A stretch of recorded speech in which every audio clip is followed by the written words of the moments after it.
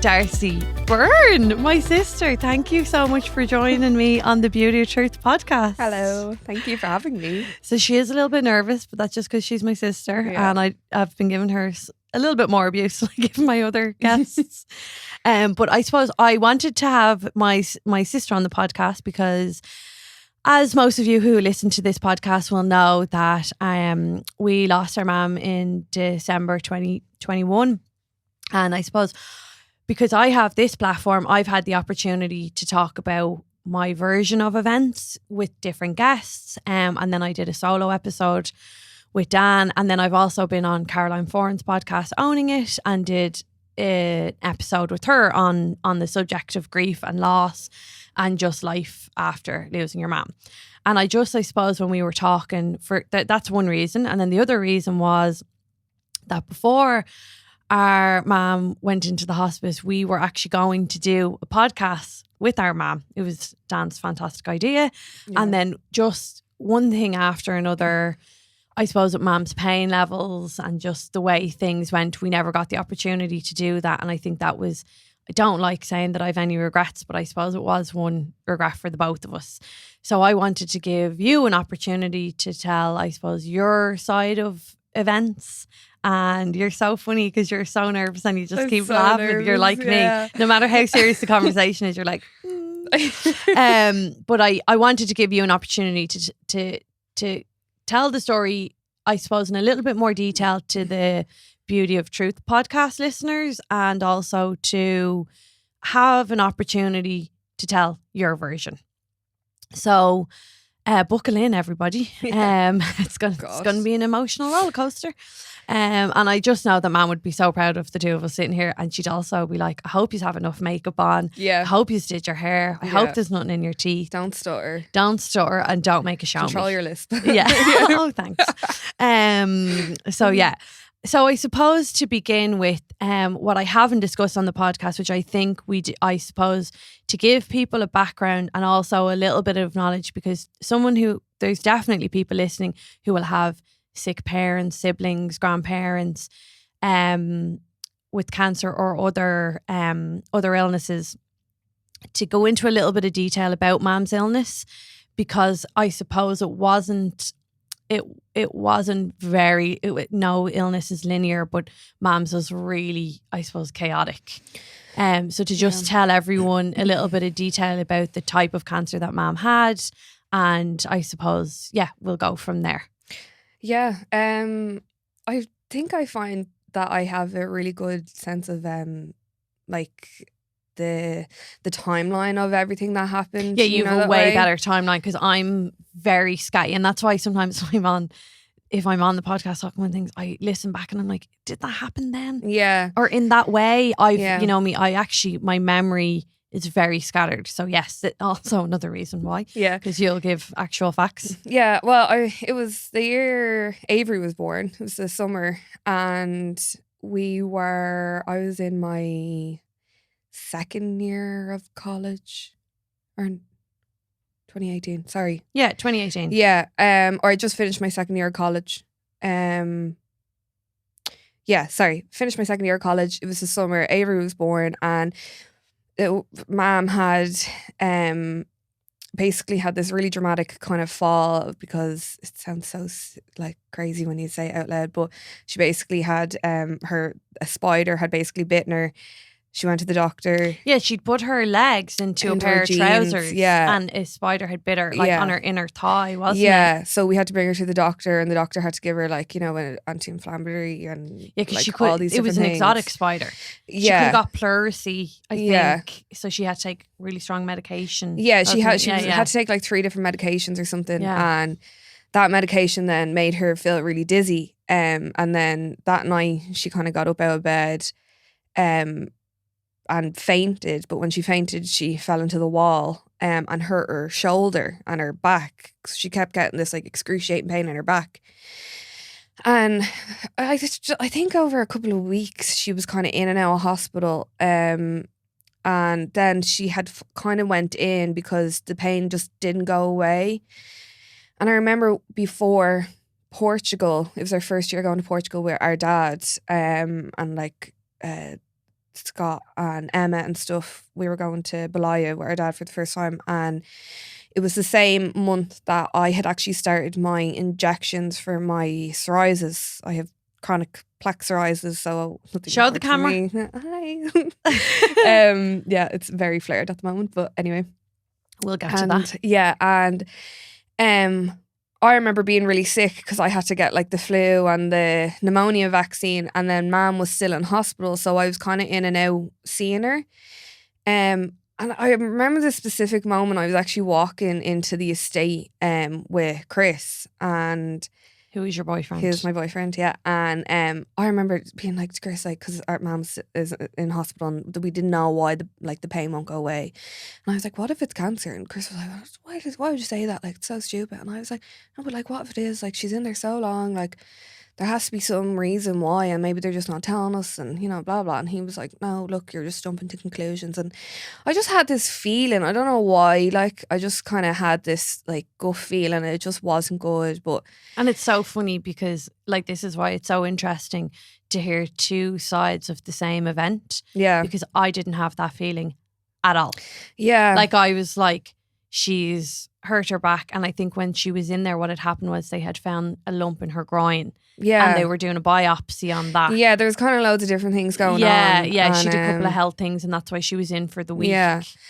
And it was, she had come out of the hospital before we went away, and then I got really sick, and and I was like, everyone just get your fucking shit together. I like had to I'm going on fucking holidays. Yeah, it was pretty bad. But then anyway, we went to Portugal, made it there somehow, came back, and Mum had collected us from the airport. And we went back to the house and we were just having like breakfast or whatever. It was a Sunday. Like, it's how much I remember all these, I don't know why, just these details. And she had turned around, and I remember us all laughing and we were joking about it, probably talking about something in Portugal. And then she just turned around and she was like, so I have some news. And that gut feeling just came straight back, and I knew straight away that it just wasn't good. And she was like, I have cancer. At that point, how did you feel in that moment? I have the same kind of feeling, like in these types of moments, I always have the same feeling. It's like this gut wrenching, like I'm gonna vomit kind of thing. And I have suffered really bad with panic attacks anyway, and it was the same feeling like when, you know, our cousin Laura had passed away, my friend Emma had passed away. Like, it's just the same like nauseous feeling that I just knew something, it just wasn't good. And then I remember, like, you're just kind of like speechless, because what can he even say? Like, what are you we definitely cracked an inappropriate joke. Oh yeah, like 100%. Yeah, and like Mom from the beginning was always like, "No, don't be worried, I'm gonna be fine." Like, you know, but I remember even going into the hospital before we went to Portugal, and they had put her. She was in Beaumont, and they had put her in, like, there wasn't enough beds, so they basically got a bed and put her behind the door.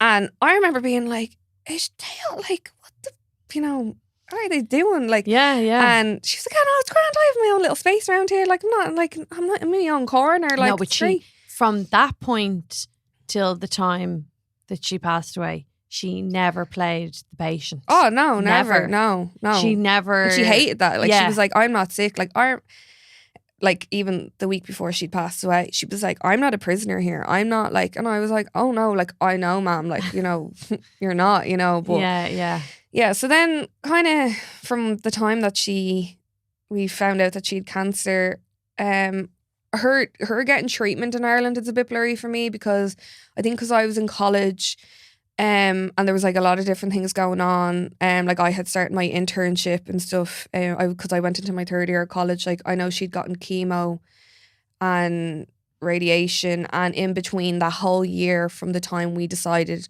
right, now's the time we're actually gonna go somewhere else because we're not getting what we need here. But I suppose before we move on to Germany, to explain that our mom had, when she was diagnosed, because everyone always says, what type of cancer did she have? She had unknown primary cancer, which I think when like, even I was like, when an insurance company applying for like life cover or something, and I had to explain that, they were like, that's not a thing. And I was like, no, it is. No, it is a thing. And basically unknown primary cancer is where any of the cancer that's been found in the body are secondary places. And the original cancer where that's formed. So for example, when they test the cancer, they're able to say, okay, well, this cancer we found in your lymph nodes, but this is actually breast cancer. So you technically will have breast cancer. And you know, so on and so forth. So, but with our mum, I think what made things so complicated with her treatment in Ireland was that she didn't have a box. And I think in Ireland, you know, it's very like, you've this cancer, we give you this treatment. There's no experimenting. There's no. Let's work on, I mean, when I think of it now, like they didn't even do a simple genetic test. No. And I just listened to another podcast on the Diary of a CEO, and it was I can't think your man's name. I'll put it in the show notes, but he talks about like like your bio uniqueness. I don't know if I'm saying that correctly, but that, you know, like not one treatment is the same for everybody. So what pisses me off about here, before we, you know, I'll let you explain about Germany, is that instead of like genetic testing and trying to find, it was like, this is the result. We can't find it. We're not searching for it. Yeah. So we're going to try X, Y, Z. And then when X, Y, Z didn't work, they were like, oh, you know, the usual, like, that's all we can do. And to that note, if you've listened to the first episode of this season with Sophia, you know, when her baby girl was told the same thing, herself and Ashley were like, no, not good enough. Yeah. And they went overseas as well. Yeah. So I suppose to explain, after our mom had done 12 weeks of really intense chemo. Yeah, because I think she was at that point, was she stage 3 or was she? No, she was stage 4. Yeah, I couldn't remember that. But because I think I, in a way, kind of blocked out certain aspects of her illness that way, like but basically her cancer was in her spine, in this small part of her bone in her spine, and at the point when they first found it was only small, so we were like, yeah, well, to do treatment, do whatever you have to do, you know. So she did chemo, she did radiation, she did, you know, anything that they told her to do. She was like, yeah, like I'm gonna fight this, you know. And then I even remember kind of her hair, our mom never, her hair never really like fell out. Like she never like. I'll never forget that day. But I came home from college. It was kind of coming out in lumps, but she wasn't like losing all of it. So it was actually not worse, because when you lose your hair, it's just worse. In general. Yeah, of course. Yeah. But she was just getting so fed up with it coming out in clumps that I remember coming home one day and she was sitting on the couch in the sitting room, and I'm walking, oh, okay, ma'am. And she had just shaved her head. I'll never forget it. I was sitting on your bed. Yeah. I was still working for Mac, and I was doing a day from home. Yeah. So I was sitting on your bed working, because she had, I think, Avery downstairs. Yeah. But then she just walked into your room and she had shaved her head, and I was like, it was kind of one of them moments that you're just like, oh, is this real? You know? Yeah. Yeah. So, is this real? And I was like, you look great, like, and it suited her. Yeah, like, to be fair, she did a small, petite face, and she looked fab. She looked like an art teacher or something, you know? That's what Scott kept saying. Yeah, she was real arty. Like, yeah. But like, even in them moments, she just kind of was like, you know, like she just wanted to live, you know, and she just kind of did anything and everything to help her do that. And but the cancer then, I don't know, it was in her groin as well at that point. Yeah, so it was in her groin, her spine. She had 2 spots on the skull, and her liver. And as well, she had skin cancer a couple like years ago when we were kids.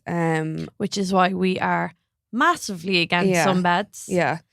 And just sun exposure and just taking care of your skin. Yeah. But yeah, no. Like, we gift each other SPF. Yeah, literally. Like, we're like, get here you go, girl. You need factor 50. Yeah. I don't care if you want a tan and you're ugly pale. You just gotta own it. But yeah, so the doctors, I think, thought that maybe over time the skin cancer, because her skin cancer scar on her back was basically above where her spine the part of her cancer in her bone was. So they couldn't really like be like, I think when we went to Germany, they were more kind of considering that as like a primary source, because they were like, it might have grown into the spine over time. And you know, so it was explained in, like, remember your man explained it kind of layman's terms, that what can happen in the body, and it's very, very rare. There's like 1 point something % of people who get cancer. This happens to, where you've got cancer in the body and the mom and dad are the main cancer. And they're, let's say in Mam's example, they are the skin cancer, the basal skin cancer in the skin. And then they go in and they remove the mom and dad bit of cancer. But mom and dad have secretly had babies, and the babies have grown and gone to, and through your lymphatic system, you know, gone to other parts of the body. So for example, with Mams, where the scar was on her back and it was in her spine, it's nearly like, well, the babies had transported into the spine. But also that it can live in the bone for nearly 10 years dormant. And by the way, none of this is medical facts. These are what medical professions have told us, by the way, in case people are like at home fucking self-diagnosing now. But yeah, I think to explain it in that sense, and then explain, because we're talking about Germany and not knowing, people listening may not know what we're talking about. So what was Germany? Well, for I think so.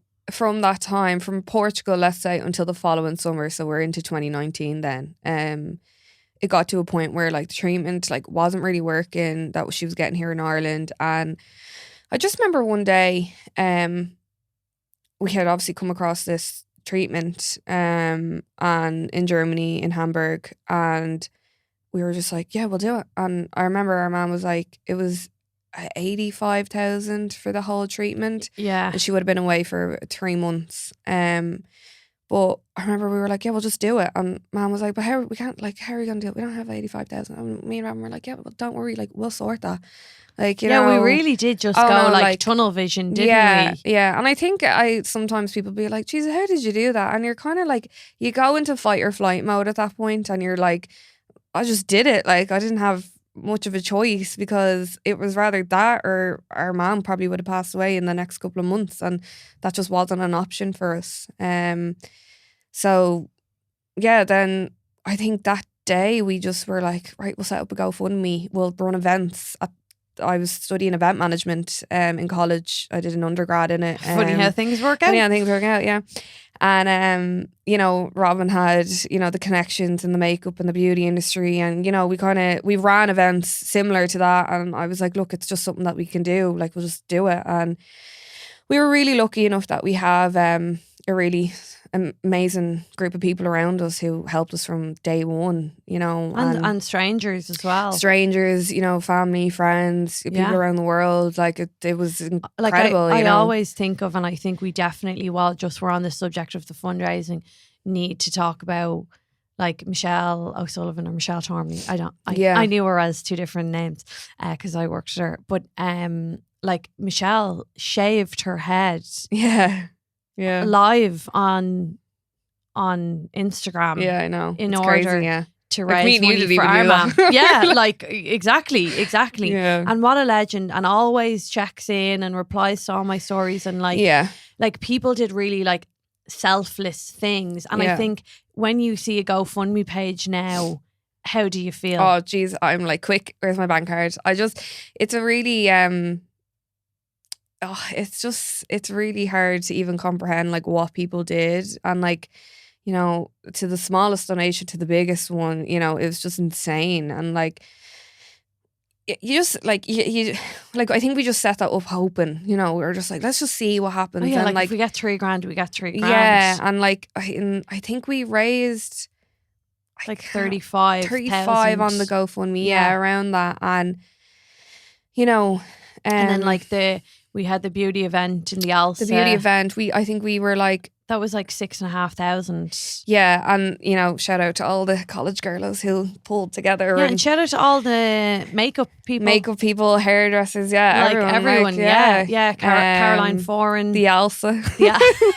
the Alsa. They sorted us out. That was my granddad Kevin out pulling a few strings. Yeah, we were.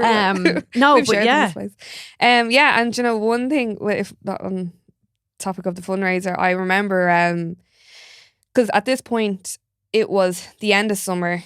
We had the beauty event in November, the start of November, and we had gathered enough money to send our mum over to Germany so she could to pay start the deposit. Yeah. Yeah, so she went in, I think it was the start of October, because...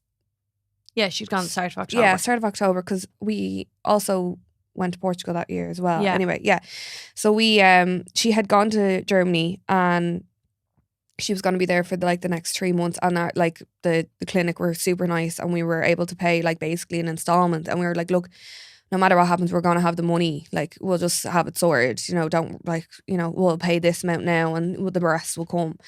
And I, at the time then, I was in my final year of college. I'd finished my internship and I'd gone back to college, and I was doing my thesis or my dissertation, and I was still going from building to building. And in the space of this time, we were also flying to Germany, so we were taking turns going to Germany to spend time, because before we get into detail about her being in Germany, but we were taking turns. So I would go over midweek, and then you'd go almost at the weekend, or vice versa. We kind of changed. But I remember even bringing my laptop and doing all my assignments. I was sitting in Hamburg, I was on the plane in the airport, just get my dissertation done. And I was really lucky that I had 3 girls in college who basically pulled me through college, because without them I probably would have failed. And but they were I would have been lost without them.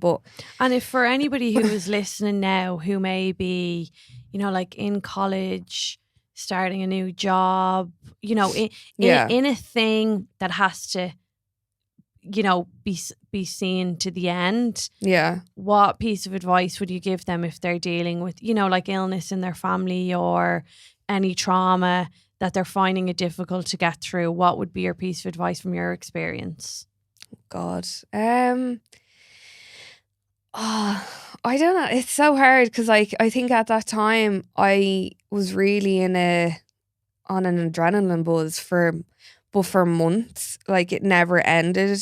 People go through these phases and they're like, right, we just have to get this done. And I was kind of like that until I finished college, because that's all, well, up until Christmas at least, until Mom came home from Germany, because I was just I had one goal. I had 2 goals. I had to finish college, but my main goal was Mom. But I think just being able to take a step back and just take a breath as well. I definitely had 101 meltdowns. Being able to talk to your friends, I was lucky enough that I had, people around me who I could really talk to and, just vent to, or even just spend time with, because it gets really you're so wrapped up in everything that goes on that you kind of forget about the outside world, and I was in my final year of college, and Mom was sick for half my time in college, so I didn't really ever have that college experience where I went out every night and went out partying. I just worked, and then I kind of went home, and that was kind of it. At the time I was working in Zara, and weirdly enough then I had left Zara, come up to Mom going to Germany, and my old manager, Helena, I had just ran into, things weren't working out in Zara anymore. They're crazy. And Helena was like, do you want a job in River Island? And I was like, oh my God, yeah. And lucky enough, I had a really nice manager who gave me the time off to go to Germany during the week. And then, it's just it's weird how things work out, because I think in that time, I just needed help. We both needed just help. In not even with the fundraising or anything like that, or Mom's just illness. day to day. Just day to day. Me going to college, I had the 3 girls, and Ellen, Alva and Darianne, I love how you're trying to name drop everyone. You're I know, I'm just making everyone, sure that everybody knows. Absolutely, I'm so grateful. So grateful. Yeah. Because I think I was working in Mac at the time as well. Yeah. And I, like you, was very lucky. Yeah. That that's her name dropping, Nicola and Rachel were so understanding that any time needed off was given. Yeah. Because there must be people who are in situations where it's just not that straightforward. Maybe it's their job type, maybe their bosses their boss. You know, like you just don't know. And I think it you know, maybe if you're listening, you're not in that situation, but you have a friend, like stuff like, you know, like taking Avery for a couple of hours for me was a godsend, you know. And then just stuff you don't even think about, like, and actually being able to go to work as well, because that's a break. That's a break. I'm pretty sure I've said it, this is why this podcast started, is because I love to work. So I wanted to be able to go to work, you know, that way. So it's weird how things like kind of work out, in, you know, where help kind of comes when you're not even looking for it, you know. And and it comes from from people that you sometimes least expect it from. Well, one really like strong memory that I have is we had decided to do the beauty event, and we had the GoFundMe, but we were kind of like, not that we were running out of money, because like obviously the GoFundMe was still going, but we were both really anxious because we were like, we need another event, we need to do something else, like we need to like figure out like another way to fundraise. And I was coming home from college. I was up in Cottlebrew Street, and I was getting the bus home, and I hopped on the 41. And I remember walking to the bus stop, and all I could think about, like, I left a lecture and I was like, geez, what are we going to do? Like, I need to pick another event, I need to do this. And it was really strange. So I sit on the top of the bus, and Emma, my best friend, rings me, and she's like, hey, like, where are you? And I was like, I'm just on the bus home. And she was like, okay, look, I just have some news. And I was like, yeah. And she was like, so a few people are after pulling together, and we're going to have an event in the Chalk Bar night for your mom, a full fundraiser. Boots and Cats are going to play, and all these other artists are going to play. It's already kind of starting to be organised. Chalk Bar have agreed, you know. And I just burst into tears. Like, even thinking about it now, like, I still get so like welled up, because I was like, that was one moment that I just remember being like, I actually don't know if we can actually do this. And then like Emma just springs this on me, and I just like cried the whole way home. And because it was just such a relief. It was just like, you know, something that we didn't have to, like, we did worry about it because we were obviously like, you know, got involved, but it was this group of people that just like, and friends that like I knew of, but I didn't hang out with them. Like, they weren't really close friends to us, you know, but they were just like, yeah, we're gonna help you, like. And at that time, I know, was like, that's people pulled together so much, that it kind of, it also kind of like put your faith back in humanity, because when you're going through something so horrific and you're like, why? Like, fucking why? Like, you know, I always say, like, cancer is a real, like, it's a real irrelevant, like, useless, pointless thing that happens to people. And it happens to the healthiest of people, which is what makes it so fucking annoying. And it kind of put your faith back into like humanity, I suppose. You were I remember being like, I cannot believe all these people are pulling together for this night. This is their own time. They've got kids, they've got businesses. Even people, it's funny how things work out. Like, I record here in Primal, and then when I think of it, like the lads from SDPT record here. And they gave us vouchers. Like, they gave away free memberships. Oh, everyone. Like, it came from every corner of everywhere. And it didn't matter like what aspect you worked in, you know, like Ruby's. Who were also a sponsor of this podcast. Like, shout out to Ruby's. Love Ruby's. Love a chicken wing. Pornstar martini. Like, they were just, you know, they're people in your life that, you know, you day to day that you talk to every now and again. And then in that moment in particular, like, you know, I was just so grateful. Like, there was no words I literally just cried. I'd say people on the bus were like, what is wrong with her? She have to break up for her. Who hurt you, honey? And then when mom goes to Germany, she gets alternative treatment. So just to explain that, the treatment over there, I mean, it pisses me. I've said this before in episodes. Like, it pisses me off that it exists in the world, but it should exist. And I mean, this is, I suppose, the bigger discussion of, you know, the rich, the middle class, the poorer parts of the world and why things are just not attainable for everybody and everywhere. You know, like people in third world countries will think the same, like, oh, they have clean water. Like, why do we just not have clean water? You know, and I like what I'm trying to say is like it's a bigger conversation, but just in our little world, you know, as a kind of, I suppose it is a disclaimer to it is like in our little world, it was so frustrating to see that there were, so basically to explain, there was like, I don't know if you remember, there was like a big machine that had like a big kind of like bubble thing on it, gel thing on it, and they would put it on the area of cancer. So for example, if it was on our liver, they'd place it there and they would heat the cancer up. Yeah, they heat it up. Yeah. And what they explained was that the cancer would nearly come alive or come active because cancer doesn't do well under extreme heat. Yeah. So they would heat it up to this, like, and they'd be watching it on the monitor. And then when it would get to a certain temperature and the cancer would, I suppose, come alive, they would then inject chemo. Yeah. So it was targeted chemo. And then in that sense, what happened as well is they didn't have to give as much chemo. So there was no hair loss. No. There was no nausea. There was no, you know, headaches and aches and sores and sore skin and all of the things that people get. Yeah. There was basically nearly no side effects. And it did actually work in terms of it shrunk cancers in areas for Mam. Yeah. It didn't get rid of it. But I mean, if you remember the woman from Australia. Yeah, when we went over, we actually brought, I'll never forget that flight over. We went over, me, Robin and Avery went over to see. We lost the baby blanket.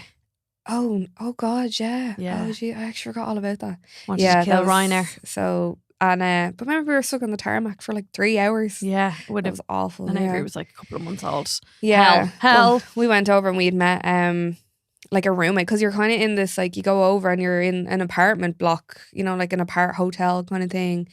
And there was obviously other people who were getting the cancer treatment, patients as well. And, you know, there was a lovely woman from Australia and she had flown from Australia to Germany to get this treatment as well. Did she have brain cancer? No, so that was the Romanian woman. Well, actually we can explain both quickly. So the Romanian woman had cancer in her brain, and they had shrunk that down as well, so that she got back her life essentially. Yeah. But the woman from Australia went in a wheelchair and had been given her last rites in Australia, and her and her sister had come over and she walked. She walked out of that clinic. She actually sent Mum a photo of her on the beach in Australia. Yeah, and she was walking. She had breast cancer. Yes. And they had basically, I think she'd gone in, and we'll say it was in 70% of her body, and she left it was at 16%. Yeah. So the thing about these clinics are, well, at the Verita in Germany, it's now in Singapore and Mexico, they only take stage 4. Yeah. Like their purpose is to heal people who can't be healed elsewhere. Yeah. And it gave Mam, it gave her a healthy year back. Oh, definitely. 100%. And like, I think if we had never have gone, like, I could say that some people might, you know, there's probably people out there who are being like, they raised all that money and like their mom's like dead now, you know, don't to be like, you know, but like it didn't work, you know, because I'd say people could say that, and we were like, like, but my dark humor. And she's dead now. Yeah, whoa. But you know, like, because you could go, well, it didn't work, you know, no, what's the point of me going, spending all this money and going over to a place that it doesn't work? But it does work. We were just unlucky that our mom had that type of cancer and that it was so aggressive that, like, if we hadn't gone to Germany, she probably would have passed away way sooner. Oh, you know? way sooner, because I think, like, chemo here, because there's so much of it. Yeah. Like, they give you, like, they just drugged her to the eyeballs with it, that the chemo alone. Oh, it makes you so sick. Like, because the other side as well, sorry about Germany, was that when she went over for the first, like, wasn't it the first 2 or 3 weeks consistently, all they did was kind of similar to a keto diet. God, I actually hate keto diets. Yeah. I hate that word. I know, but triggering. Yeah, triggering. But yeah, they did more or less a keto diet, and then they just were on IVs of pure vitamin C and I can never say curcumin. Cumin? Cumin? Cumin? No, maybe that's I don't not. know. There was two things. It was vitamin C and something else. Yeah. I'll find out Can't and remember. again put it in the show notes. But they just did that because it was basically to build your immune system up. yeah. And this is where it's funny. You listen to podcasts with, functional health medical professionals or medical professionals in general, herbalists, loads of different types of it. And all those people, everything will come down to like your nutrition and your health, and what you put into your body is what you'll get out of your body. And yet over here, like you go and you do your chemo and then they give you like sausages and mash. Yeah. Like that's such a fucking contradiction in a health service system, because like over in Germany, it was like, no, Jackie, you can't eat that. Yeah. Like, remember the really hot doctor? I think Yeah. he's Brazilian. I was like, oh, I'm in love with you. He was like, no, you can't eat that. And it was like, these are the foods that you can eat. And it was really strict. But that makes sense. Yeah, no, it does make sense. And it's really hard, like, because when you're so sick, you just want to eat whatever you can stomach. Yeah. It wasn't like that there, though. No, and like then when I think about when she was getting chemo in Beaumont, I remember sitting in the waiting room with her, and it's the most, like, just the saddest room ever. There's a fish tank, and it's just, I don't know why they always have fish tanks, like.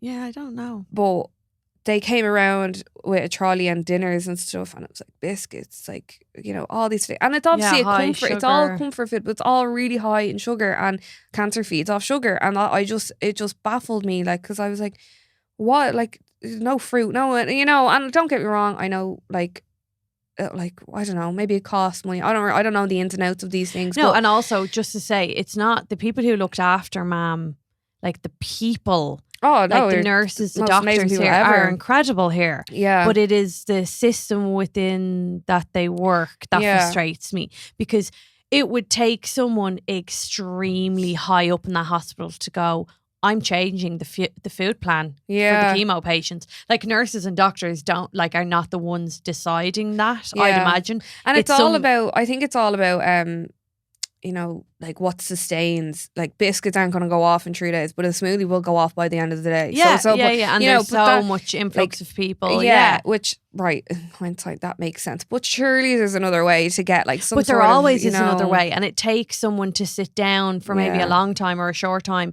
to work it out. I just believe, like, I'd be like to imagine that I'm a solution-driven person, and I do believe there is another way. It would just take.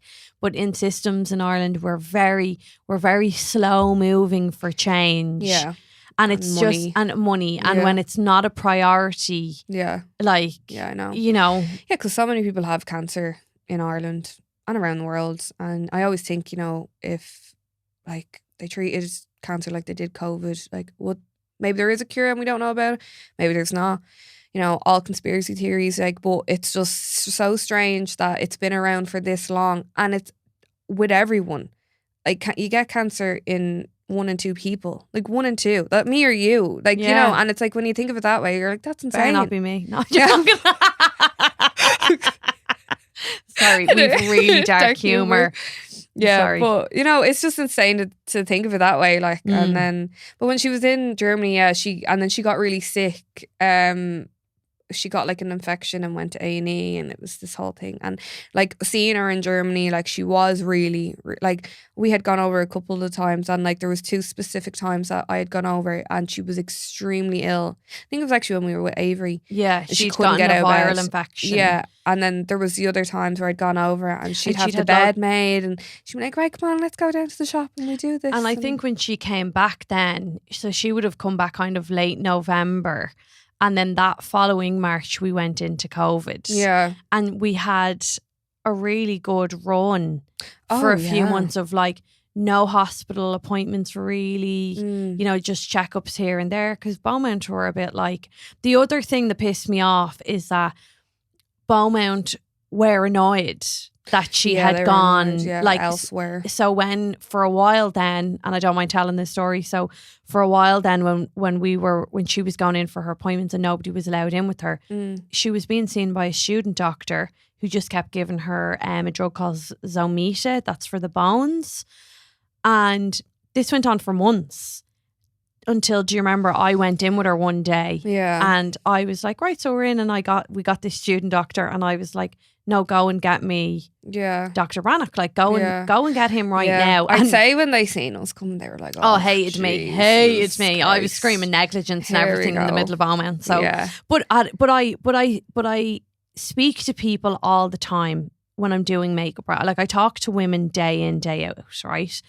And obviously, because my mom passing, it was kind of like public on my Instagram that people will bring it up and we talk about it. So this conversation happens all the time. And the conversation that constantly comes up is that, to get anything in this country, in the health system, you have to fight for it, blah, blah. They're understaffed. And these are all real things and real problems, absolutely. Yeah. But it is really, really true that anytime I went into that hospital, I had to be a person that I didn't want to be.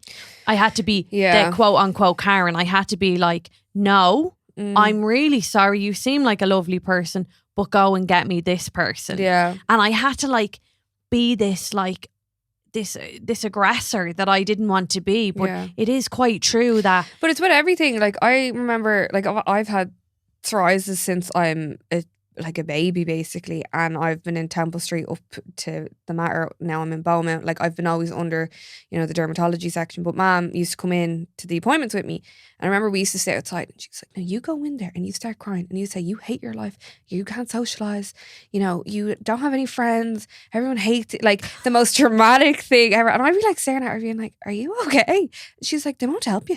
Like, if you go in there and you tell them you're fine, they won't help you. Yeah, and you see, that's like even a generational and that's just with skin, thing. Like that, like, and so imagine that amplifies with people who actually have a disease that's killing them, and and you have to fight. You have to fight it, and like, I even remember like her last appointment, they weren't going to let both of us in, and it was still kind of during COVID, but we were kind of not coming out of COVID. Yeah, because we were allowed into the unit, and then they were trying to let her go into the office on her own, and we were like, no, hell no. And then we got the student doctor, lovely guy. I can picture his face with the curly hair. He's a lovely guy, and he started to speak to us in medical terms, and I felt I feel bad for him now. I feel when I think about really it, bad I'm like, for you're him now. Fucking idiot, and he's actually the opposite of a fucking idiot. He was so highly intelligent, but again, he was so I think.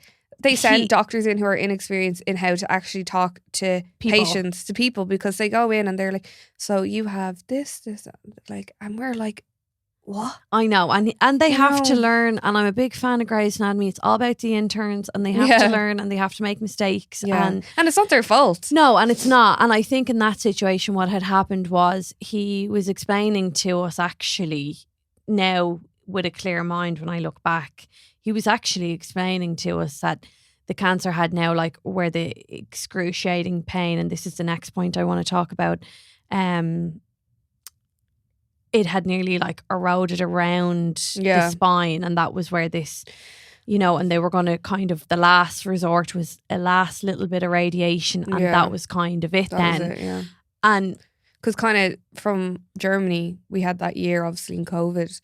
And in hindsight, not that it was lucky, because we could have done so much more, but we got to spend a lot of time together. Yeah, and COVID was like, everyone will say it, COVID had good and bad things. Yeah. Everyone will have a different version of what COVID was for them. Yeah. And I think in our sense, it was just nice because we were blessed with really good weather and we were all at home. I would have been travelling with Mac. Like, I wouldn't have been at home. No. Like, 5 days of the week, I was in and out of a car or a plane. Yeah. So... And I was still finishing college, you would have been all, and like knee deep in college work. You know what I mean? Scott would have been working.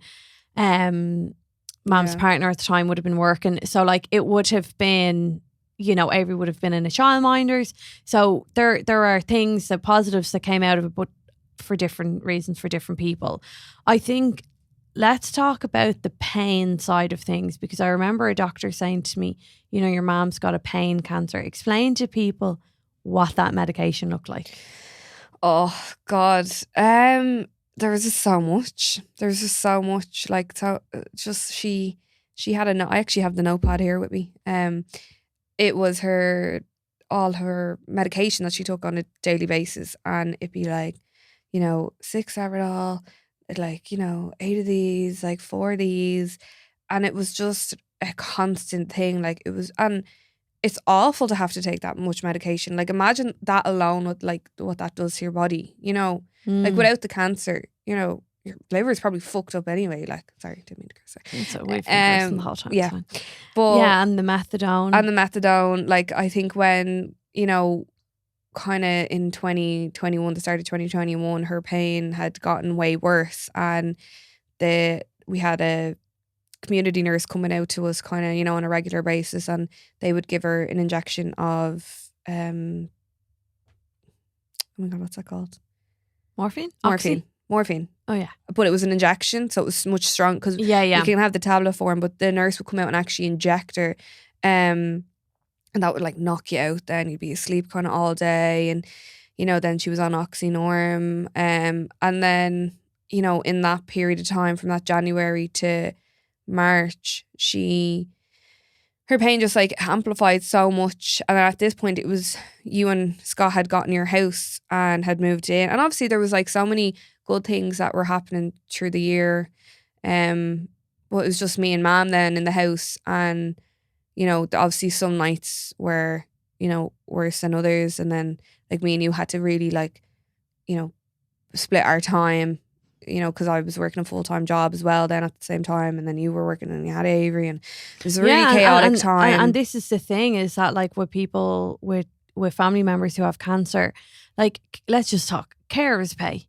Who, unless you're mortgage free, or you're like well off, or I don't know, you have a fuckload of savings, like nobody can live off of care. I don't know where the government believe the carers pay like you'd lose your home being on carers pay. No, definitely. Like you wouldn't and now whatever about like in 2021, in 2023 you wouldn't even get a week's family shop out of that money now. No. So I always think that, like, again, someone in, I don't know, social welfare who's at the very top should, or budgets, I don't fucking know, but should re-look at how we support those people. Because even if you said, right, I'm not going to, because I understand people then abuse systems, and that's why payments are the way they are. But if it was a system where you said, okay, so for example, when we knew that Mam was on end of life care, like, what pisses me off is like, I wanted 6 months with my mum. I didn't want to have to work. And if there was a way that you said, okay, I need 6 months payment we'll just say something that would suffice would be €500 a week, and then you pay it back when you start working through your tax or something. Oh yeah, if you have that pay option, a percentage. But there should be a way, because so many families, like you said, it's chaotic. Yeah, no, and then we killed each other. Like, let's be real, we killed each other. And I think that's fair to say for people listening. Like, don't be hard on yourself. Oh no. Like, if you're fighting with family, you know, obviously don't, like, and try not to kill one another. But we did, because the pressure and the stress is so extreme that you're like, no, like, you should be doing that. I'm doing this much. You're not doing enough. I was here last night. You weren't here. Don't tell me how I should feel. Well, to be fair, I don't think we ever, like, we always, like, it was a really hard time with COVID, obviously, because we were in, like, obviously we were all together, but then, like, we were all together all the time. So we were like, it was good, and then it was intense. Yeah, so we never had like a break from one another, and then that's where the pressure would be, and then different people in the house would have different opinions, and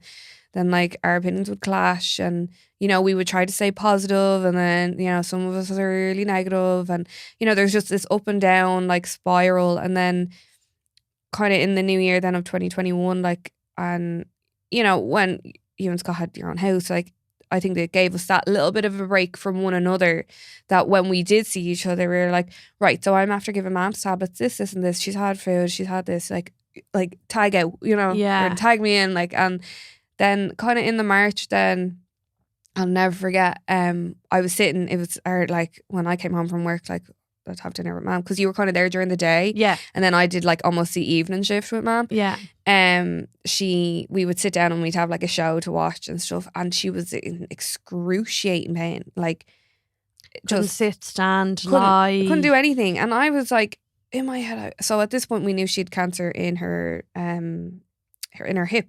And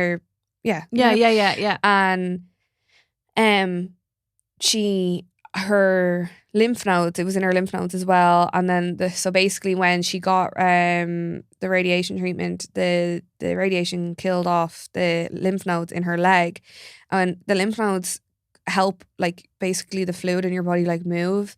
So because she had no lymph nodes in her left leg, her leg was constantly swollen, like just tripled in size. Like, I think it went like 4 times the weight of her leg. Her leg. It was so she'd lymphedema in her left leg. Yeah. So if anyone knows what that is, like, you know, like whatever, it depends on what part of the body is, because, you know, obviously when you kill off your lymph nodes in certain parts, you might not get swelling, but, you know, in your limbs it's probably more, you know, of a chance. But she had we had gotten like a recliner and stuff first, put her leg up and all that, but she was still in excruciating pain. And I remember she was like, I need to go to bed.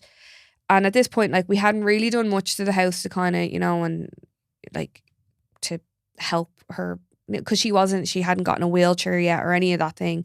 And I had to ring Scott because I couldn't get Mom up the stairs. And Scott came around and helped her up the stairs, got her into bed. And then the next day I went to work and you had come around and you had to call an ambulance because it turned out she actually had a broken hip.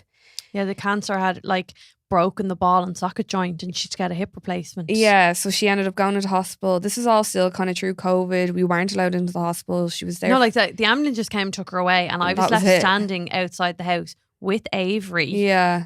Avery screaming, crying.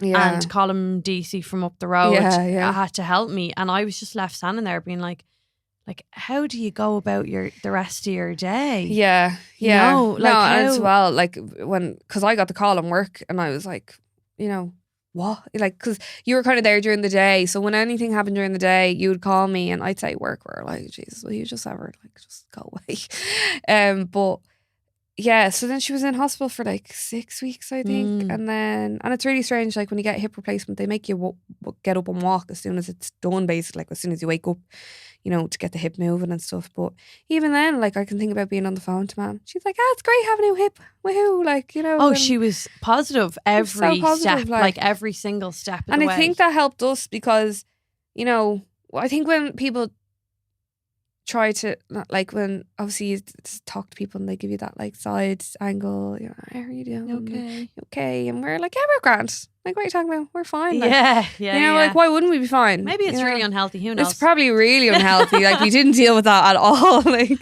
but yeah, it was just really bizarre that she went through that, and then she had come out of hospital, and then it kind of just spiraled again, and there was just different like. Yeah, there was just different hiccups in the road. Yeah. And I think then when it came to...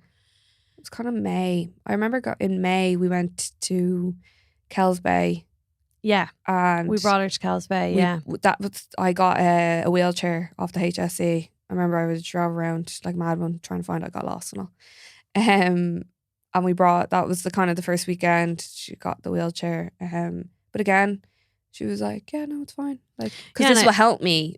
You know. Yeah, and I think she was also about helping us, like, as in, you know, like, I don't want this to be any more difficult for my girls. And I think, like, you know, when we talk about kind of her legacy as such and what she left us, we'll explain a little bit more of her personality. But it was very much like she left everything till she really, really needed it, or until we needed it. Yeah.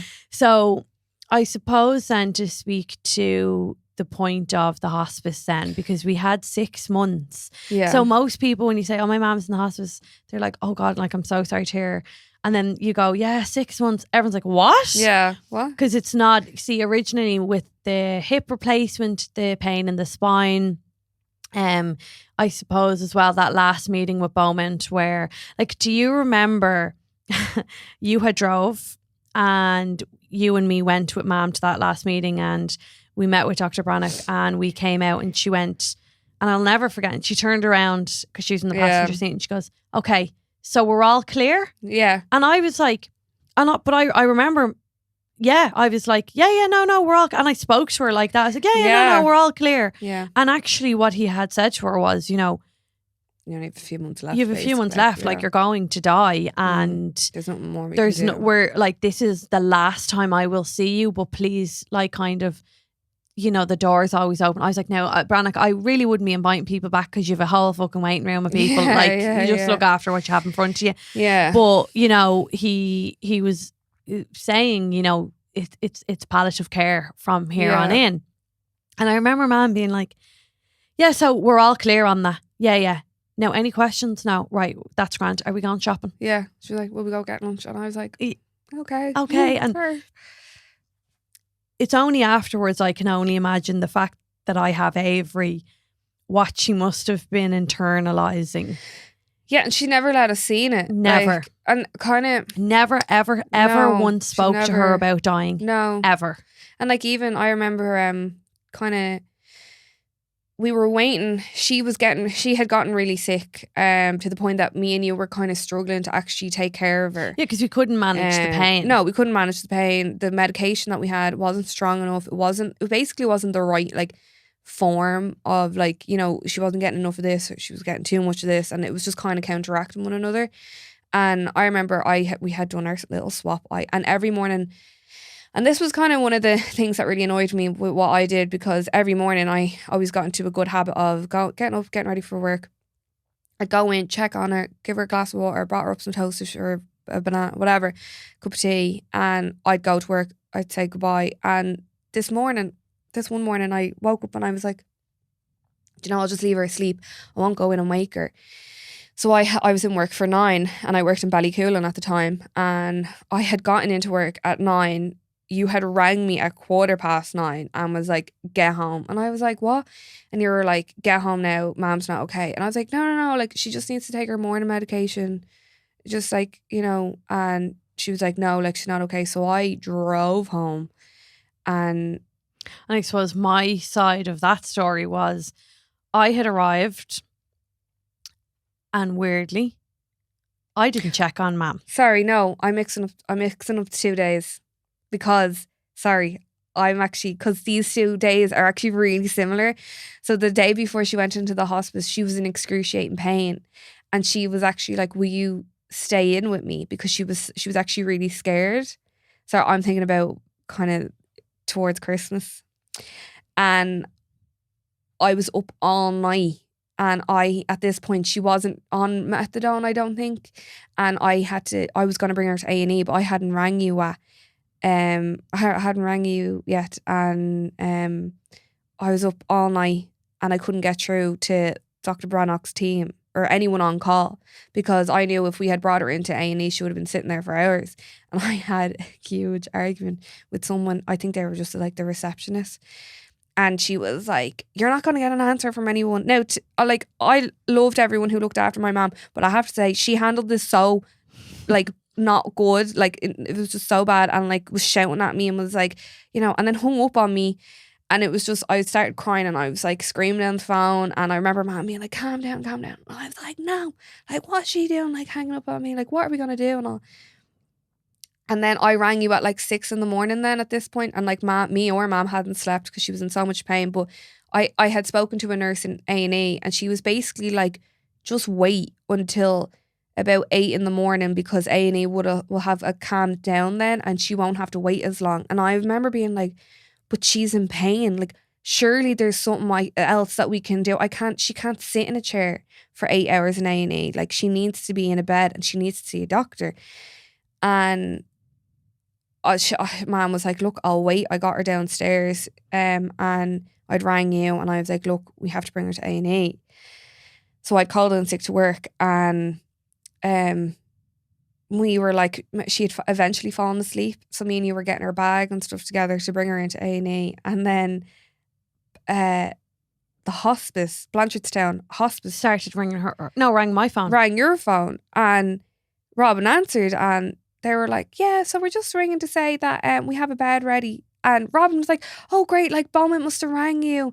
And I think the girl on the phone was probably like, what? And just went along with it. And then Robin hung up, and Robin was like, we can bring her to the, like, Blanchardstown hospice, like, her bed is ready for respite, because she was planning on going in for respite for like a week. And I was like, no, Beaumont definitely didn't ring the hospice and ask her for a bed. I was like, no way. So I think you would call back and you were like, did Beaumont ring you saying that we were bringing our mum into A&E? They were like, no, why? And we were like, oh my God, like, Jesus, who is looking after us? Yeah, it was just a coincidence. It was so strange. And Nana, Granda, someone, Laura. Dad came over then. Dad came over. It was the bizarrest thing. And he was like, what's going on? And we were like, keep the car fucking running, Noel. Yeah. We're going. Yeah. Yeah. And then Mom got admitted to the hospice and she was there from August till she passed then in December 21. Yeah.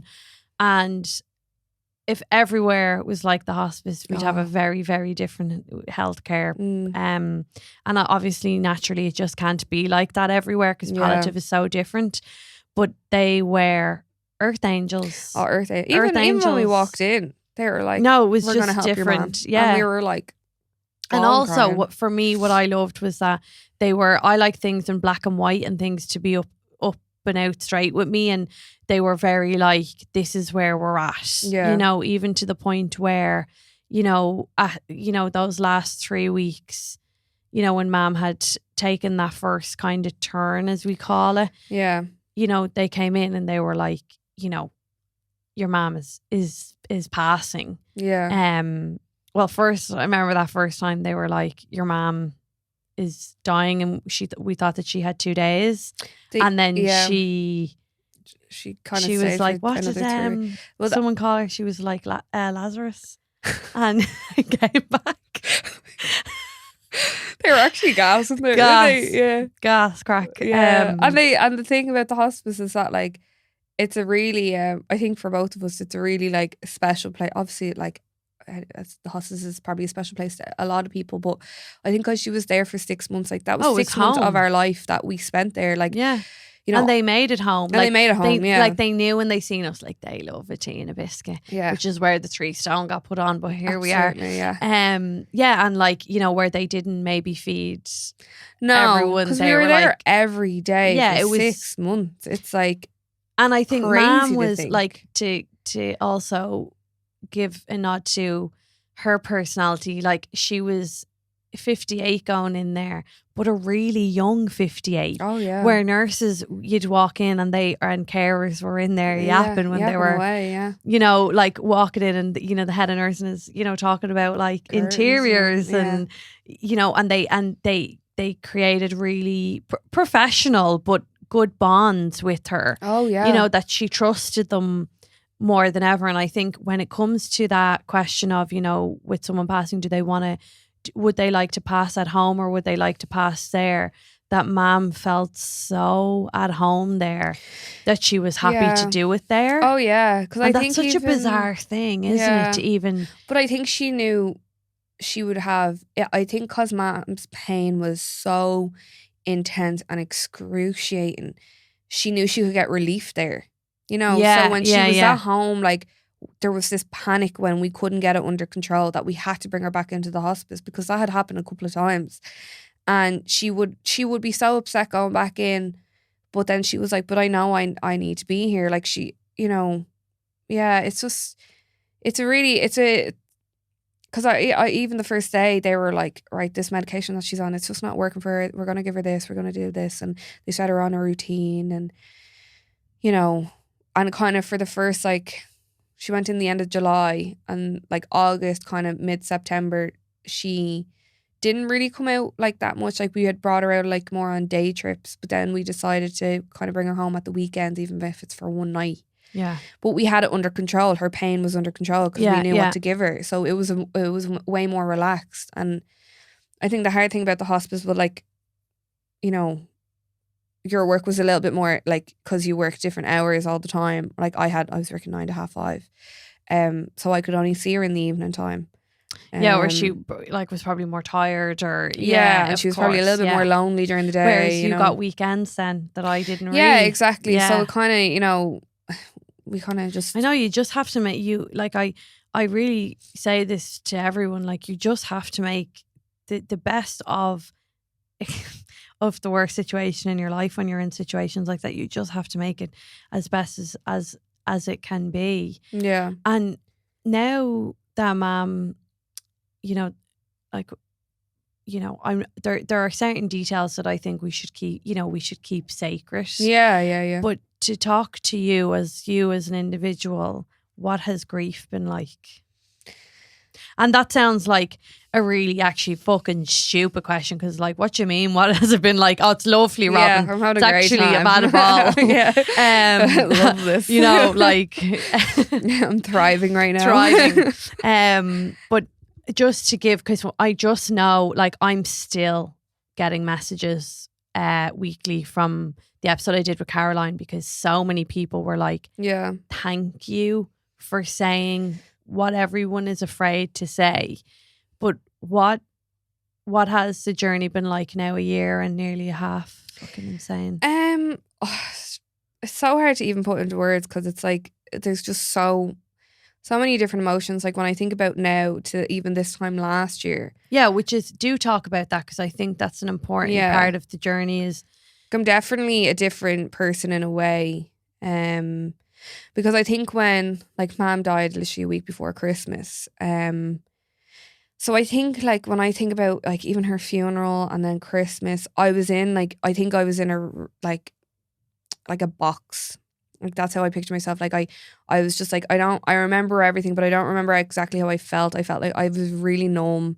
I kind of just went on with it. I was kind of like, yeah, like, you know, that happened, but like, you know, like, and I think you reacted very physically to grief. God, I didn't react physically. Oh no, my body hates till later me. on, but you reacted. Yeah, and I spoke about this on my Instagram story when on the Primal podcast, Dan had an OT specialist, an OT who specialised, I think, in trauma, and they talked about, you know, like how it will materialise into physical symptoms. Yeah. You very much spoke to that, because like I think even, you know, the 3 weeks that we were kind of almost like, I remember they brought us into the room and they were like, your mom's actively dying. Remember that word, actively, because it's a really weird thing to have to register. And literally from that point, like I've always suffered with psoriasis on my skin in general, but I broke out in hives, mouth ulcers. Oh my God, you broke out in hives. I remember that. So insane. And blisters all over your hands. All over my hands, all over my body, like in my mouth. I got cold sores, like, but like 5 on my lips. Like, oh my God, I remember that. It was really not bad. No, it wasn't. I didn't look great. I didn't look great. Wasn't a look. Like I just, everything just came out of my skin. And like, I think every time I went into the hospice, they were like, the nurses were like, no, like, you need something. Yeah, like tonic. Yeah, like some vitamin C or something. Like, but it was just the stress. And I think it kind of, you're on like this fight or flight mode for so long. And then it just comes out. It just eventually you hit at this toll where your body can't physically take the emotional strain anymore. And I reacted within my physical side where it came out of my skin. And and then like kind of into the and then new year, afterwards you had ear infections. Oh God, that ear infection, Jesus. You had, but came out of nowhere. Like you'd literally. I had started back in work. I was basically off for 2 months for work, because the whole month of December, because it was the first week of December where they were like, your mom's like going to pass away soon. So work were really like good to me. They were like, just stay off, like don't worry about it. And then I decided to just take the month of January, and I started back in February. And literally the first week of February, I got this like the most bizarrest earache, but it was like an ear infection. I probably should have gone to the hospital with it. I was taking like Xanax and painkillers. You were just fucked. Like. I was fucked. Yeah, And then you caught COVID. Yeah, COVID. And then there was something else after that. And I remember being like, me and Dad were like, like I was like, but I remember though, as part of my grief, the guilt of not like. Mom looked after you, like with your skin and. Yeah. When you were sick, because you're the baby. Yeah. So like, I was like, something wrong with me. And there was you were just that kid that was like always sick. Yeah. And Mom was so good. Like even in comparison to Dad, like Mom just did all of that with you. Yeah. And me and Dad were like, what are we going to do? What do we do? And me as a mom, you would think myself, I would know, but Avery's not even a sicky kid. No. Like the way you were. Yeah. And you and Mom had that bond, like where I know it's kind of a weird bond. Yeah. True, but you know, you were just that kid. You know, no, like the first time I went back to Beaumont for my skin, I was in floods of tears, and they were like, yeah, but that's massive, Darcy. Yeah, it was all, because I think I went back and I had an appointment in March, and I was just like, my mom should be here, like, you know, with me, and they were like, what? And I was like, you know, she passed away, and they were like, oh God, like, and I couldn't, like, and it was moments like that, you just kind of, they do say, like, grief happens at the worst times. Like, it's never just in your room. Like, really, you're always out somewhere. You hear a song, you hear someone say something. Like, when I even think about, I went to Spain for 5 days to see Emma in that August. It was the first time I'd gone on a plane, kind of like since Mum had passed, and standing in front of me was a mum and her daughter. Started crying in the middle of the airport, and I'd say they were like, oh Jesus, like, because whenever you see someone crying, you don't actually think, oh, she's crying because she's grieving. You always think, like, she got into a fight with someone, or she broke up, or fell out. But sure, we used to train people in Mac, like, in the sense of, you need to serve everybody with that warm, welcome, kindness, openness, because nobody knows what anyone's going through. No. You were going through that airport, you know, a grieving daughter at 24, 25. I was 25. Five. And, you know, me asking you, are you okay for everything? Like, I don't know. And you're like, no, I'm not. And you're like, no, I'm not okay. And I'm like, shit. You know, you don't know what goes on. That's saying, like, you just don't know what goes on behind closed doors is so true. No. And, you know, and don't get me wrong, like, it's hard to be like that as well, because sometimes you're having a bad day and you can think that way. Yeah, but in general, you don't know. And I think that's a really big part of grief is, like, where it came out physical with you, I think I actually dealt with it really head on. Yeah. You did. Like, there was, because I had the, like, crying, like, I'd go upstairs, like, to get something, and Scott would be like, she's up there a while. Yeah. And he'd come up and he would be scraping me off the floor, like, peeling me, because I would walk in and the blanket on my bed was her blanket in the hospice, and I would be like, the fucking blanket, like, and you know, and then I remember saying to Sandra Patel, like, our auntie, you know, being like, I'm really, like, I'm doing a lot of crying, like, a lot of processing, and she was like, you know, and she kept laughing, and she was like, you know, I always think about the story when Mom was in the hospice, and even then I cried more than you, in the sense of, like, do you remember, like, we'd leave the hospice and I'd get into the car and I would, like, lose it. Yeah. But this day I was at home and I whacked my head off one of the presses. And do you remember I rang Mum crying, she's in the hospice, and I was like, I fucking hit my head, and Amy's being a little bitch, and like, and Mum was like, I'm dying in a hospice, Robin. Sorry. I'm dying in a hospice. Yeah. Get the fuck over it, your whacked head. Like, fuck off politely. Yeah. But, like, she was so like that. Yeah. And every time I would cry, like, and I'd be in a bit, my mom would think I'm a drama queen. Yeah. Because she was so like that. And she did. And I am a drama queen. But I think that I, like, really, I like, let it, I felt it. Like, I sat with the feeling, whereas I think because you were so physically sick, you nearly couldn't in the beginning. Yeah, and I think, like even again, certain times, like, you were able, I feel like you were definitely able to cope in the, I don't know if I blocked it out more, because when I think about it, like, I know what was happening. Like, I know what was going on. I knew where I was. I know what, like, was going on with Mom. But then when it came to it, I just couldn't physically bear it. And I like I said earlier, I suffered with panic attacks from, like, a young age, and I just took one, and that was one regret, because, you know, even though I was there at our last moments, I physically couldn't be in that room, and I had to run, but you could stay.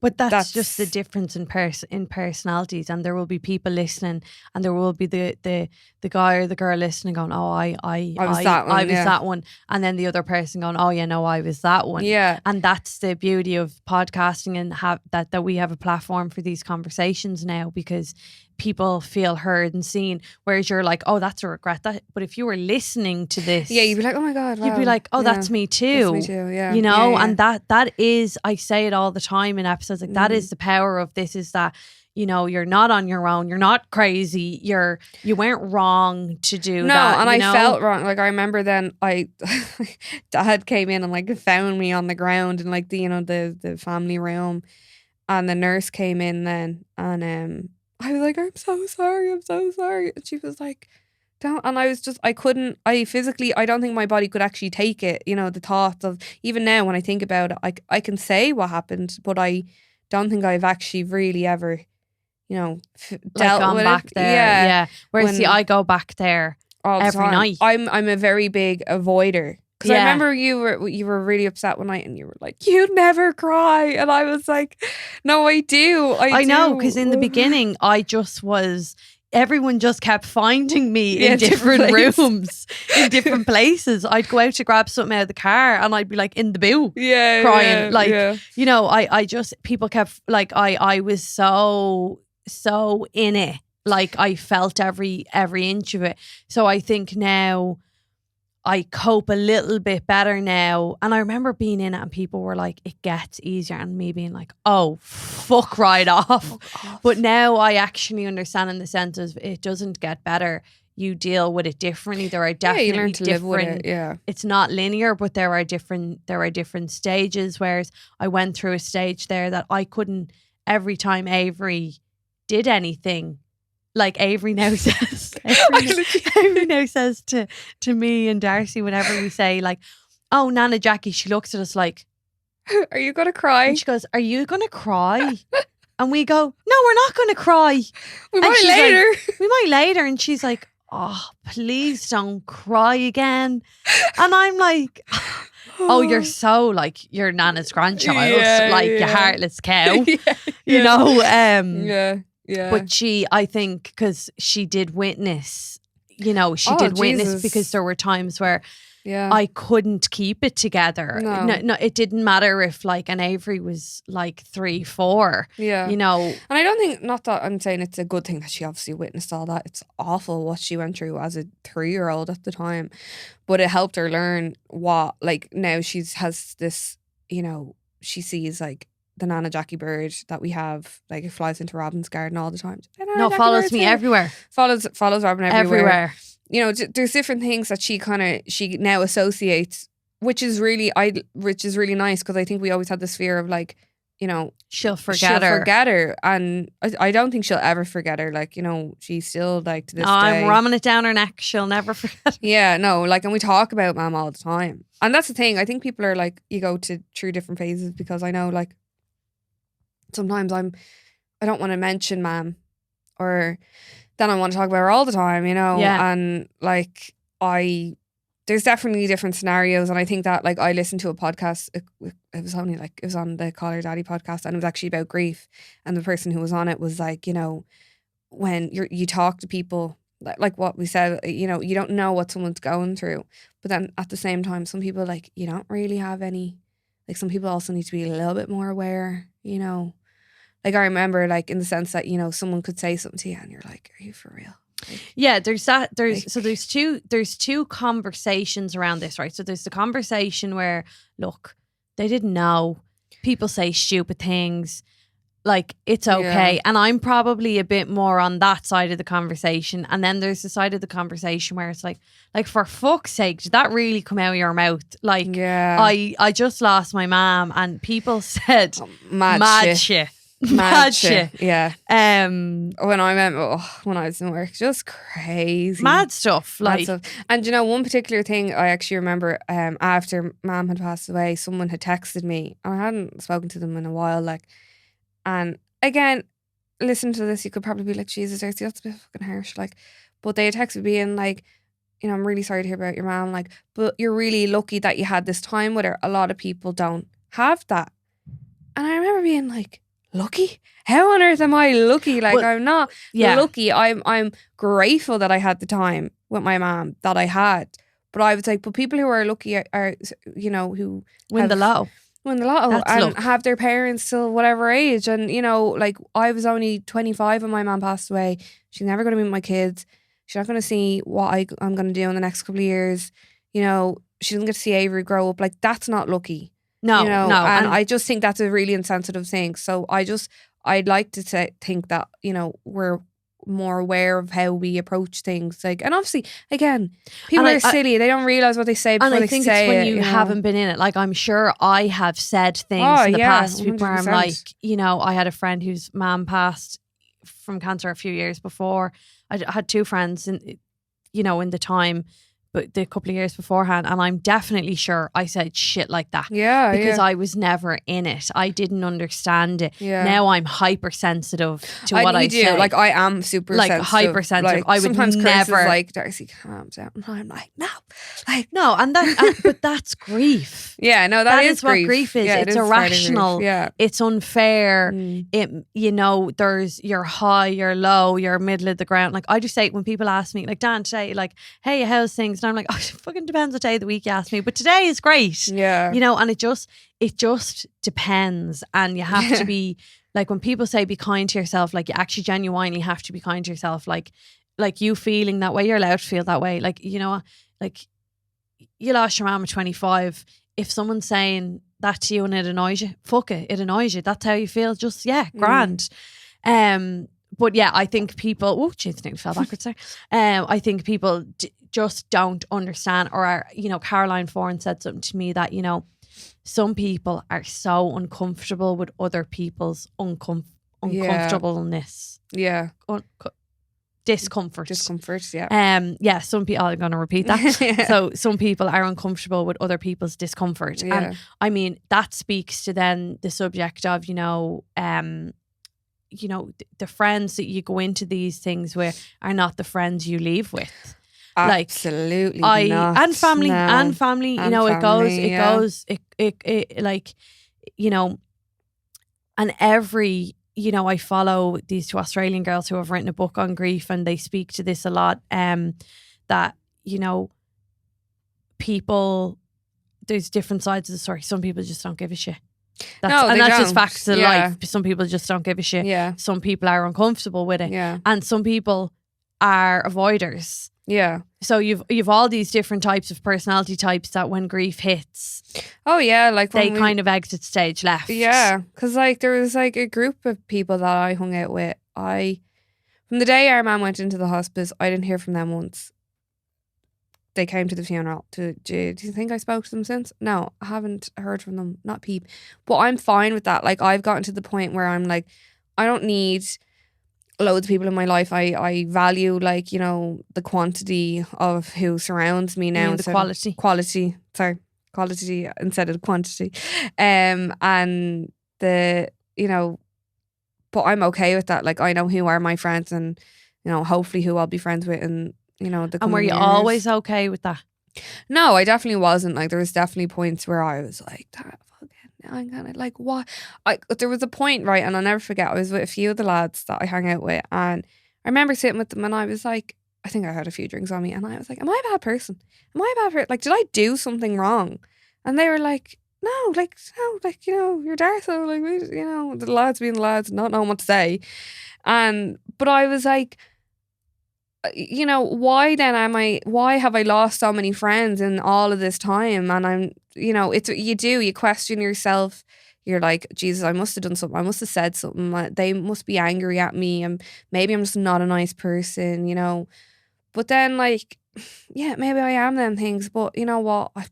I know the type of person that I'm trying to be, and I want to be, you know, and not what Mom has taught us, and that's what I'm. And you're not that person. No, and I think I look at it in a way of, like, even the use of words. I don't even say, like, lost friends anymore. I feel like I shed so much skin, like a snake. Yeah, like I just shed so much skin, and now I am left. I was saying to Scott, you know, I'm left with a different person now, though. Yeah.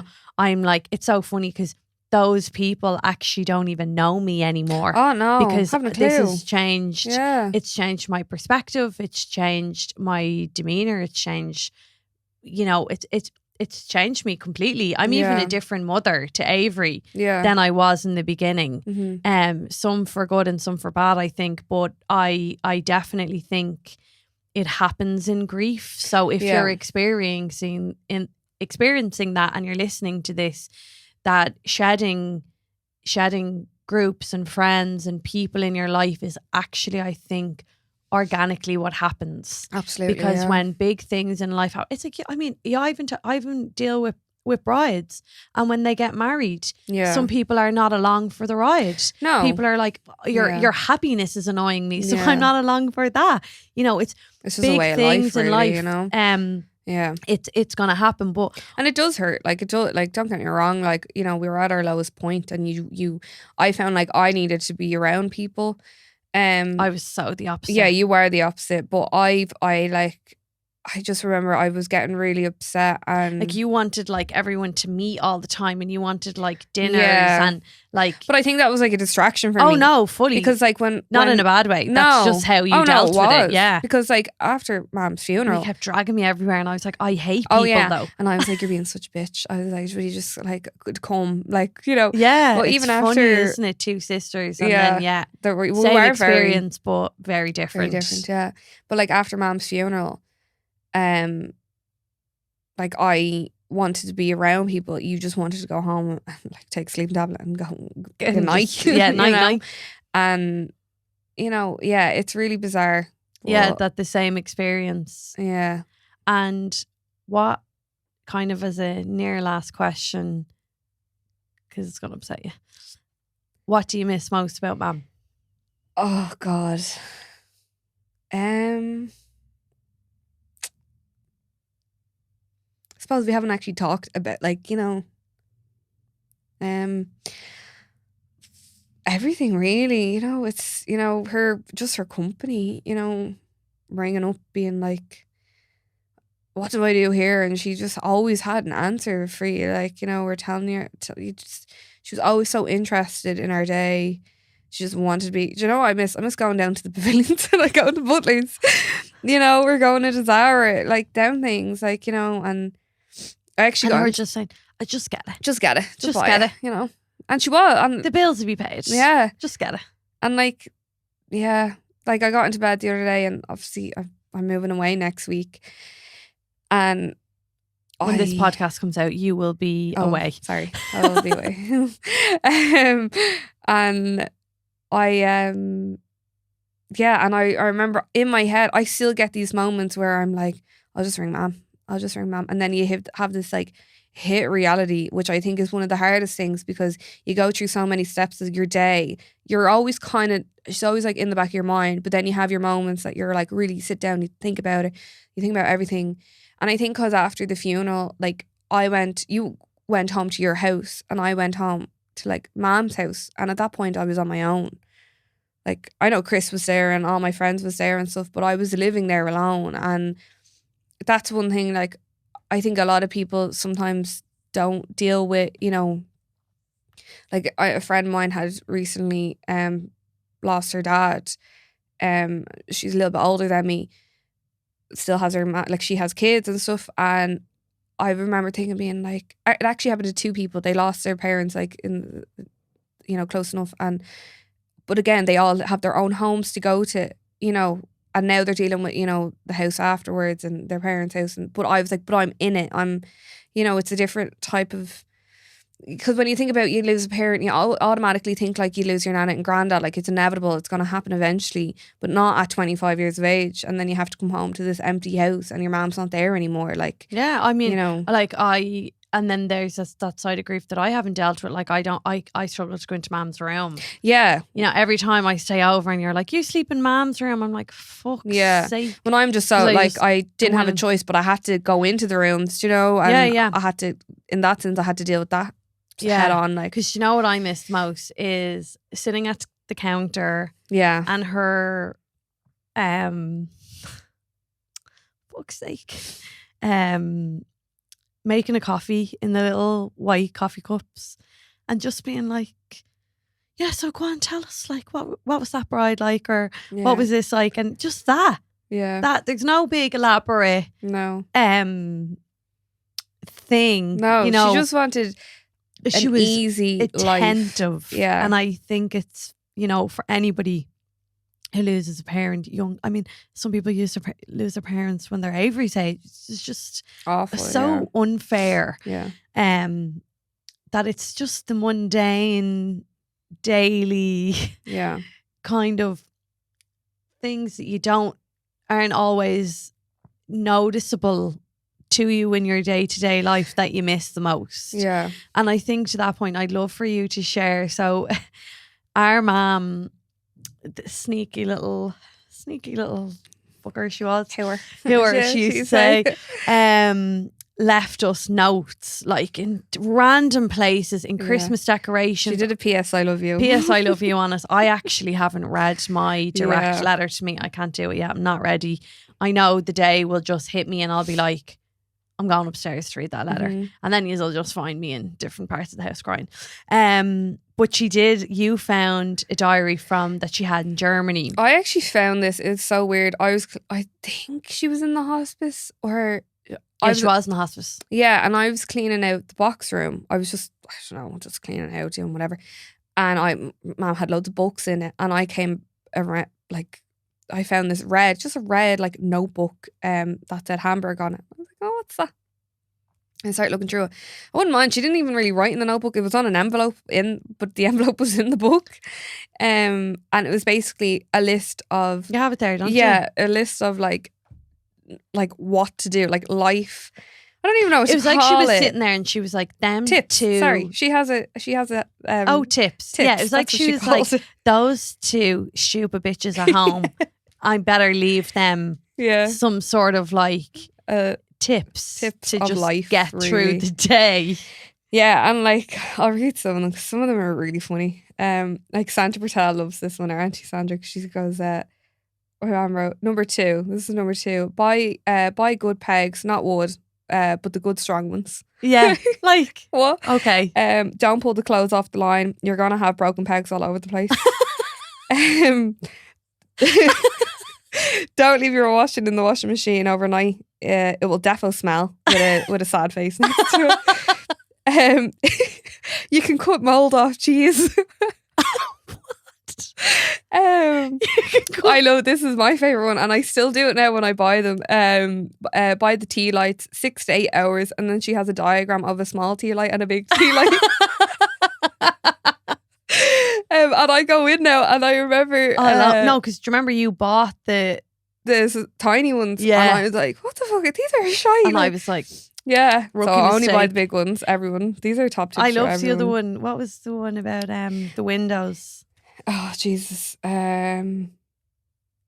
Use oven mat for cleaning your oven. It's great. Glass cleaner is amazing for high gloss kitchens, etc. She's gas. Yeah, and then I don't know if I should. It kind of gets a little bit more deeper, but she then said, "Remember how much I love you both so much, and I didn't want to leave you. I needed you more than you needed me. And my little baby Avery, where her I wouldn't have started." But yeah, what a legend. Yeah, she's funny. And that's some of the stuff like she just left in general. She has just had the best humour ever. Sorry, open windows often. That's and I open windows. That was for you. You know, Emma, smelly cat. Emma came up to me there and she goes, "Are the windows open long enough now? Can we close them?" I'm freezing. Scott says the same thing to me. Yeah. But I hope that anybody who is listening and who is grieving, you know, gets a little bit of comfort from. Yeah, it's shit.